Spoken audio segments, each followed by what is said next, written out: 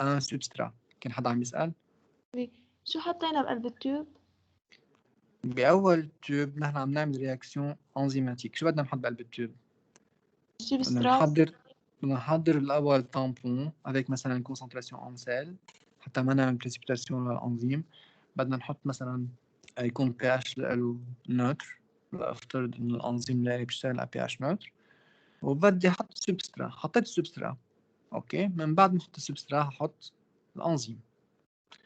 أول ما أحط الأنزيم بتكون أنزيم نسميها concentration d'enzyme totale، et l'enzyme totale elle est sous forme libre، يعني بعد لحد هلا ما بتكون liée à quelque chose، principalement au substrat، بتكون بعدها libre.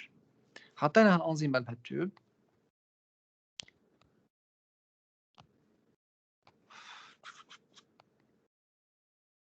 هيدي آخر مرة بنطلع من التليفون لأن الوضع صعب. بمجرد ما حطينا هالأنزيم مع السبسترا هتكون الأنزيم بعدها libre، يعني ما في بقلبها سبسترا. بعدنا هون وين؟ AT 0. Après quelques millisecondes أو maximum quelques secondes هالموليكول الأنزيم، يعني هول الأنزيمات شو حيعملوا؟ حيلتقوا بالسبسترا، حيطلع عنا شيء اسمه كومبلكس أنزيم سبسترا. وبس يتكون عندي هالكومبلكس أنزيم سبسترا من خلاله حيبلش يطلع عندي برودوي. فإذا رياكسيون مجزأة S en présence d'enzyme حتعطينا un complexe enzyme substrat ES. Le complexe enzyme substrat, c'est lui qui va transformer le substrat en produit. والأنزيم بترجع مثل ما كانت.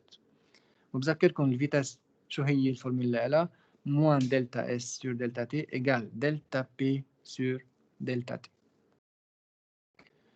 طيب نحن في عندنا سيناتيك انزيماتيك لان سول سبسترا ولا بلوزيور سبسترا. يلي مطلوب نعرفه هو بس ان سول سبسترا. حنحكي بشكل سريع على البلوزيور سبسترا، بس انتم بس مسؤولين على السيناتيك انزيماتيك بور ان سول سبسترا.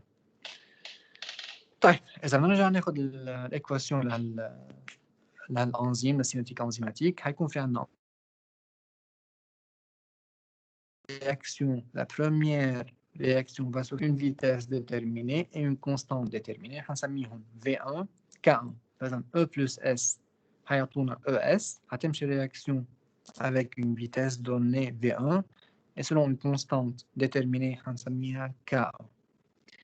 بس يطلع عندي ال ES حيتحول ل P plus E selon كمان هيدي حتكون تاني جزء من الرياكسيون، يعني تاني رياكسيون في عندها فيتاس حنسميها V2 وكونستانت حنسميها K2. بس مش dans un seul sens. مثل ما عم بيتكون عندي كومبلكس انزيم سبسترا ممكن بلس اس.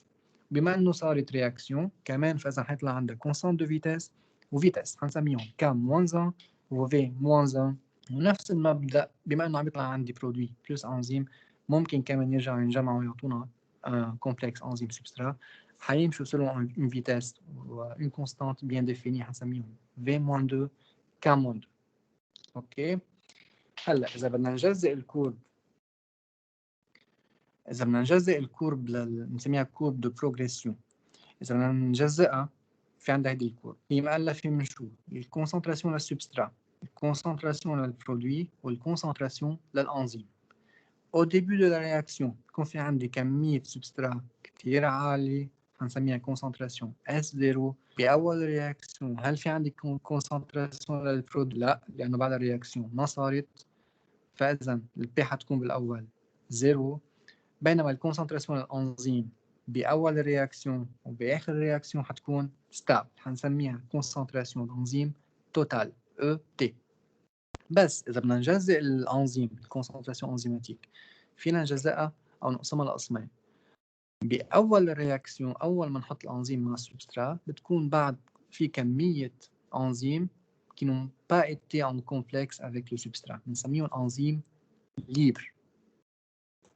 Après quelques millisecondes أو maximum secondes هالأنزيم libre حتلتقي بالسبسترات اللي إلها. فإذا الكونسنتراسيون توتال للأنزيم ثابتة، بالأول حتكون أنزيم libre. au cours du temps après quelques secondes أو millisecondes هالأنزيم libre حتتحول لأنزيم لكومبلكس أنزيم سبسترات. من بعد ما تصير كومبلكس انزيم سبسترا حتبقى لفتره طويله كومبلكس انزيم سبسترا، وباخر الرياكسيون حيبطل في عندي كميه سبسترا، حترجع الانزيم تصير انزيم ليبر. اوكي طيب، فاذا الكورب للسبسترا كيف تبلش؟ بتكون كونسنتراسيون كثير عاليه بالسبسترا، او كور دو تان الكونسنتراسيون عم تنزل لنصير بالمينيموم باخر الرياكسيون. كونسنتراسيون للبرودوي عم نبلش من زيرو نوصل للماكسيموم باخر الرياكسيون. اول فاز يعني بس يكون في عندي كونسنتراسيون للسبسترا كثير عالي البرودوي زيرو بنسميها فاز بريستاسيونير. بهالفاز بريستاسيونير ما بيكون بعد في عندي برودكسيون او فورماسيون للبرودوي. ليه؟ لانه اذا بتطلعوا على الكورب تبع الانزيم بهذه الفاز بريستاسيونير الكونسنتراسيون للانزيم بتكون بالاول او ليبر، دغري بتصير او اس، وبس تثبت او اس بتبلش تطلع عنا او يتكون عنا البرودوي. وبهالوقت طالما البرودوي عم بيتكون، طالما في عنا كومبلكس او اس ستابل. شو يعني كومبلكس او اس ستابل؟ يعني عم بفوت السبسترا على انزيم عم بيعطينا برودوي، والانزيم دغري الاكوي ان نوفو سبسترا، يعني ما عم تفضى لانه في عندنا كميه سبسترا كثير عاليه. بمجرد ما الانزيم تحول هالسبسترا لبرودوي دغري سبسترا ثاني بيعلق محلها، فدائما الكونسنتراسيون او اس حتبقى ستابل. امتى بتبلش تنزل؟ بس الكونسنتراسيون للسبسترا بتقل كثير، بصير الانزيم تعطينا برودوي بالمقابل ما عم بتلاقي سبسترا جديد تاخده، فبتبطل او بتبلش تنزل هالكونسنتراسيون او اس وبتطلع محلها الاو ليبر. اتفقنا؟ في شيء مش واضح؟ ماشي الحال. تمام. طيب au début de la réaction نحن قلنا امتى بنجيب الفيتاس؟ بالبريود initial بنسميها فيتاس initial. باول رياكسيون normalement la concentration du produit accumulé est négligeable. بس نحكي concentration للبرودوي formé ou accumulé négligeable يعني اجمالا ما بيكون في عندي assez de produit pour reformer avec l'enzyme un complexe enzyme substrat. Donc on peut négliger la vitesse de la réaction P plus E qui forme ES. ففينا نختزل الايكواسيون او رياكسيون تصير E plus S بتعطينا dans les deux sens ES، بينما ال ES دغري بيعطينا P plus E. ليه؟ لأنه ما في عندنا كمية برودوي